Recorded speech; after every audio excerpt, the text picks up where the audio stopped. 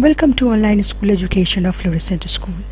आज हम लोग क्लास 9th में चैप्टर 4 एनसीईआरटी के सॉल्यूशंस करेंगे। तो मैंने जो एनसीईआरटी में क्वेश्चंस दिया है उसको 3 कैटेगरीज में डिवाइड किया है। एक मैंने ऑब्जेक्टिव्स में डाला है, एक मैंने थ्योरेटिकल क्वेश्चन आंसर्स जो है वो बनाया है, और एक को मैंने न्यूमेरिकल बना दिया है। तो क्वेश्चन आंसर्स को हम लोग 3 सेक्शंस में करेंगे। तो आइए शुरू करते हैं इन ट्रू फॉल्स को देखना। तो हमारा आज का जो पहला क्वेश्चन है वो है क्वेश्चन नंबर 14 एनसीईआरटी बुक का। इसमें क्या है, for the following statements write true for T for true and F for false. तो चलिए सारे स्टेटमेंट्स हम देखते हैं।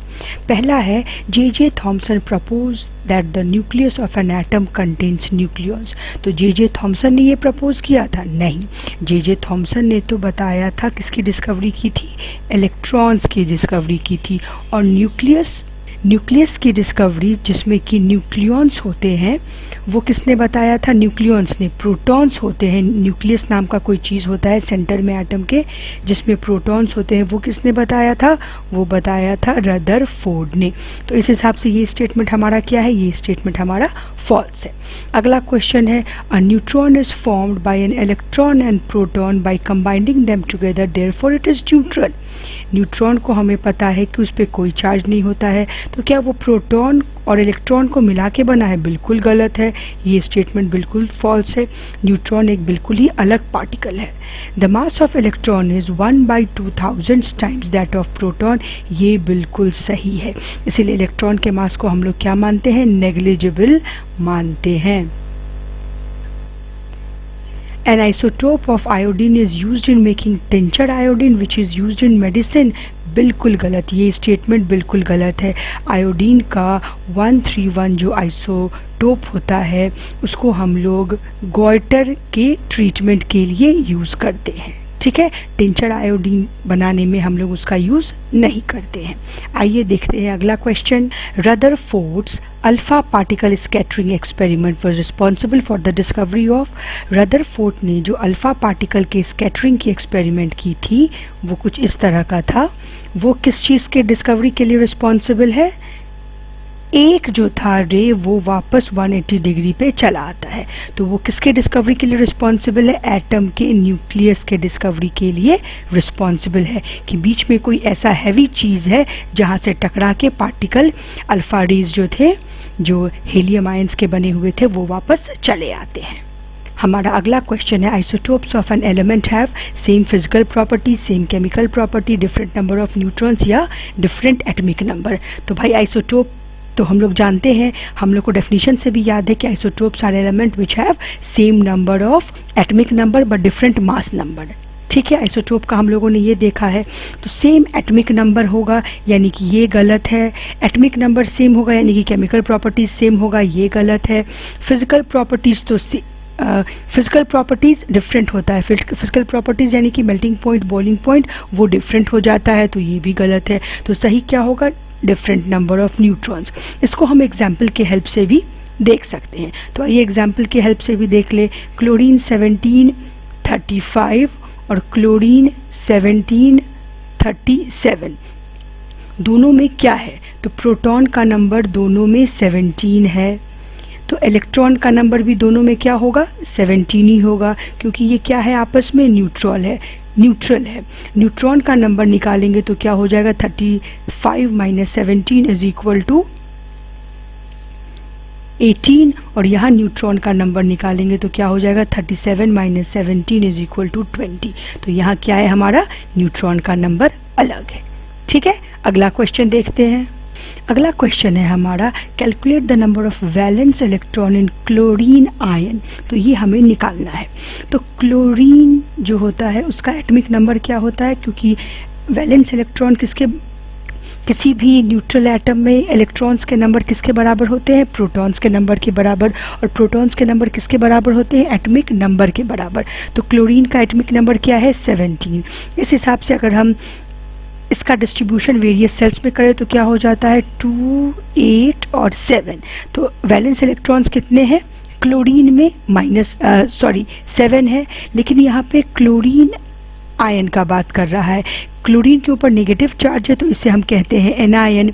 नेगेटिव चार्ज का मतलब क्या होता है कि इलेक्ट्रॉन्स ज़्यादा है प्रोटॉन से।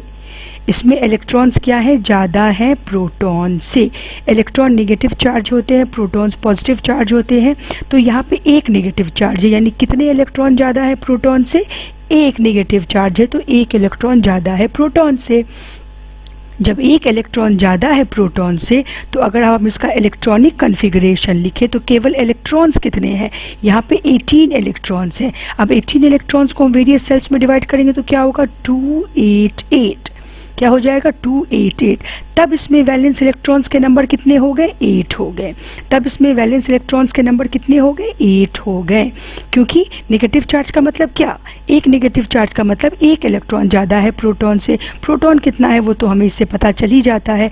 न्यूट्रल एटम का हम लोग इलेक्ट्रॉनिक कन्फिग्रेशन एटमिक नंबर के हिसाब से लिखते हैं, लेकिन जब कोई आयन दिया हुआ है तब इसका इलेक्ट्रॉनिक कन्फिग्रेशन हमें इलेक्ट्रॉन के नंबर निकाल के लिखने होंगे। इलेक्ट्रॉन कितना है, एक ज़्यादा है ना, एक नेगेटिव चार्ज है, तो 17 + 1 18, 18 इलेक्ट्रॉन्स को डिवाइड कर दीजिए वेरियस सेल्स में, तो 2 और मैक्सिमम आउटर मोस्ट ऑर्बिट में कितना हो सकता है, 8। तो इसका वैलेंस इलेक्ट्रॉन कितने हैं इसके पास वैलेंस इलेक्ट्रॉन है 8। ऑप्शन बी हमारा है सही आंसर।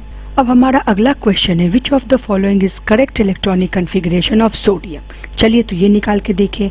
सोडियम Na होता है जिसका कि एटमिक नंबर कितना होता है, 11 होता है, यानी कि न्यूट्रल है ये, इसके ऊपर कोई चार्ज नहीं, यानी कि यही इसके इलेक्ट्रॉन का भी नंबर होगा। ठीक है, हम लोगों ने क्लोरीन में भी देखा, यहाँ पे चार्ज था, यहाँ पे कोई चार्ज नहीं है, इसीलिए ये 11 होगा। अब 11 में हम लोग इसका डिस्ट्रीब्यूशन करेंगे वेरियस सेल्स में, 281, यानी कि इलेक्ट्रॉनिक कन्फिग्रेशन इसका क्या होगा, 281। डी ऑप्शन सही होगा। मैं आपको और बता दूं, इसमें अगर सोडियम आयन रहता है प्लस में, वहाँ हम लोगों ने माइनस देखा था क्लोरीन का, तो सोडियम का प्लस देख लेते हैं। यहाँ पे पॉजिटिव चार्ज है, यानी कि इसको हम लोग क्या बोलते हैं, पॉजिटिव चार्ज वाले स्पेसीज को, पॉजिटिव चार्ज लेके जो एटम रहता है उसको हम लोग केटायन बोलते हैं। केटायन में पॉजिटिव चार्ज है, इसका मतलब प्रोटॉन ज़्यादा है इलेक्ट्रॉन से। कितने प्रोटॉन ज़्यादा है इलेक्ट्रॉन से, एक प्रोटॉन ज़्यादा है इलेक्ट्रॉन से, यानी कि सोडियम आयन में, अब हमें इलेक्ट्रॉनिक कन्फिग्रेशन लिखना है, तो सोडियम आयन में इलेक्ट्रॉनिक कन्फिग्रेशन लिखने के लिए नंबर ऑफ इलेक्ट्रॉन्स चाहिए। तो कितने इलेक्ट्रॉन्स हैं, 11 - 1 10 इलेक्ट्रॉन्स है, तब इसका इलेक्ट्रॉनिक कन्फिग्रेशन क्या हो जाएगा, 28। ये इसका हो जाएगा इलेक्ट्रॉनिक कन्फिग्रेशन, और 8 हो जाएंगे इसमें सोडियम आयन में, सोडियम केटायन में 8 हो जाएंगे नंबर ऑफ वैलेंस इलेक्ट्रॉन्स। तो ये आप याद रखिएगा, क्योंकि क्लोरीन आयन का ही नहीं पूछ सकता है, सोडियम आयन का भी एग्जाम में पूछा जा सकता है। तो ये हमारे हुए आज के ऑब्जेक्टिव क्वेश्चंस। अब हम चलते हैं न्यूमेरिकल्स की तरफ। तो पहला न्यूमेरिकल है, if bromine atom is available in the form of 2 isotopes, 7935 bromine जिसका परसेंटेज है 49.7% एटमॉस्फेयर में, और 8135 ब्रोमीन जिसका परसेंटेज है 50.3%, calculate the average atomic mass of bromine atom.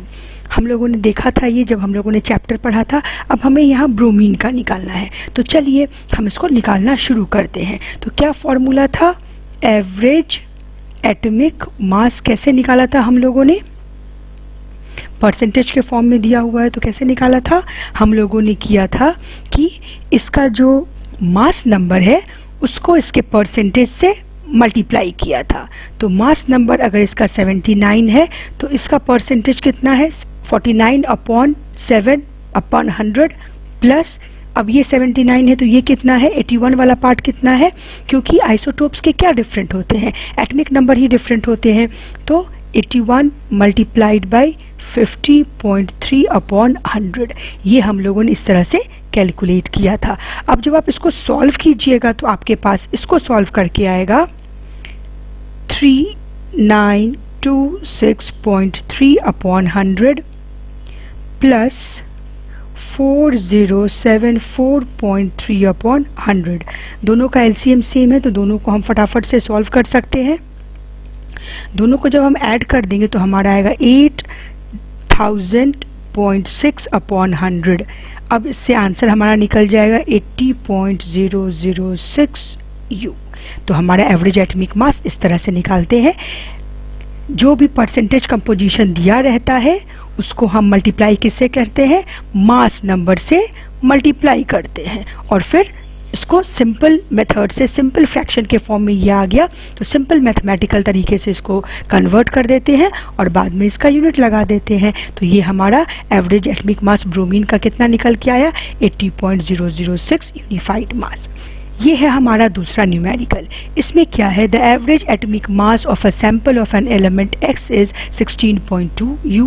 What is the percentage of isotope 16.8x and 18/8x in the sample. अच्छा, अब इस sample में पूछा जा रहा है कि परसेंटेज कंपोजिशन क्या है। तो अभी पहले वाले क्वेश्चन में हमें परसेंटेज कंपोजिशन दिया था, तो हमने क्या निकाला था, हम लोगों ने परसेंटेज कंपोजिशन से एवरेज एटॉमिक मास निकाला था। अब यहाँ पे एवरेज मास दिया हुआ है किसी भी एलिमेंट x का जो 2 आइसोटोप के फॉर्म में एग्जिस्ट करता है, तो इसका परसेंटेज हम कैसे निकालेंगे। तो इसको सॉल्व करने के लिए हमें क्या करना होगा, हमें तो पता है टोटल कितना है, टोटल कंपोजिशन 100 है। तो अगर एक का हम लोग x ले लेंगे कंपोजिशन एटमॉस्फेयर में, दूसरे का क्या हो जाएगा 100 माइनस x। तो हमें क्या करना होगा यहाँ पे, लेट द परसेंटेज ऑफ कौन सा आइसोटोप, किसी को भी ले सकते हैं, 18.8x बी x% ले लिया, and the percentage of 16.8x जो है वो क्या हो जाएगा, वो ऑटोमेटिक क्या हो जाएगा 100 माइनस x%। अब हमें दोनों का जब परसेंटेज निकल गया है, परसेंटेज में हमें वैल्यू निकाल लिया है, हम लोगों ने एज्यूम कर लिया है, तो हमें बस x का वैल्यू निकालना है। अब इसे हमें उसी फॉर्मूला में कन्वर्ट करना है। तो हमें क्या पता है, हमें पता है एवरेज एटॉमिक मास का फॉर्मूला क्या है, एवरेज एटॉमिक फॉर्मूला का मास होता है कि एटॉमिक मास को परसेंटेज से मल्टीप्लाई करते हैं, ठीक है, और उसको फिर हम लोग सॉल्व करते हैं। तो पहले वाले A1 का जो लिया है हम लोगों ने वो क्या है 18 है, और दूसरा वाला जो A2 हम लोगों ने लिया वो क्या है 16 है। तो A1 जब 18 है तो मल्टीप्लाई करें, अब simple solution 18 multiply by x upon 100 plus 16 100 minus x upon 100। अब इसको जब हम सॉल्व करते हैं तो हमारा क्या आएगा, तो हमारा यहाँ आएगा 18x दोनों का upon 100 plus 1600 minus 16x upon 100, LCM same है तो क्या हो जाएगा 18x minus 16x plus 1600 upon 100, ठीक है। अब जब हम इसको सॉल्व करेंगे तो क्या आ जाएगा 16.2 मल्टीप्लाइड बाई 100, ये ऊपर चला जाएगा क्रॉस मल्टीप्लिकेशन में, यहाँ क्या आ जाएगा 2x प्लस 1600। अब यहाँ पे क्या हो जाएगा 1620 is equal to 2x plus 1600, ये प्लस इधर जाएगा तो माइनस हो जाएगा, minus 1600 is equal to 2x, यहाँ 20 इज इक्वल टू 2x, यहाँ x is equal to 20 upon 2, ये कैंसिल होकर 10 हो जाएगा, तो x इज इक्वल टू 10। अब हमें यहाँ पे x का वैल्यू पता चल गया है, तो अब हम दोनों का परसेंटेज कंपोजिशन निकालेंगे। तो परसेंटेज कंपोजिशन कैसे निकालेंगे, हम लोगों ने यहाँ पे क्या लिया था, परसेंटेज कंपोजिशन ऑफ, हम लोगों ने किसका माना था x, 18.8x का हम लोगों ने x% माना था, तो उसका कितना आ गया अब 10%, और दूसरा आइसोटोप का हम लोगों ने क्या मांगा था, परसेंटेज कंपोजिशन ऑफ, कौन था वो 16.8x is equal to 100 minus x% था, वो कितना आ जाएगा 100 माइनस 10 इज इक्वल टू 90%। तो इस तरह से हम लोगों ने क्या देखा कि दोनों का परसेंटेज कंपोजिशन हम लोगों ने अगर atomic mass, average atomic mass दिया रहे तो भी निकाल सकते हैं। आज जो मैंने आप लोग को न्यूमेरिकल्स बताए वो आप लोग ध्यान से देख लीजिएगा, समझ लीजिएगा। समझ नहीं आया या कहीं कोई प्रॉब्लम है तो कमेंट सेक्शन में आप लोग ज़रूर से लिख सकते हैं।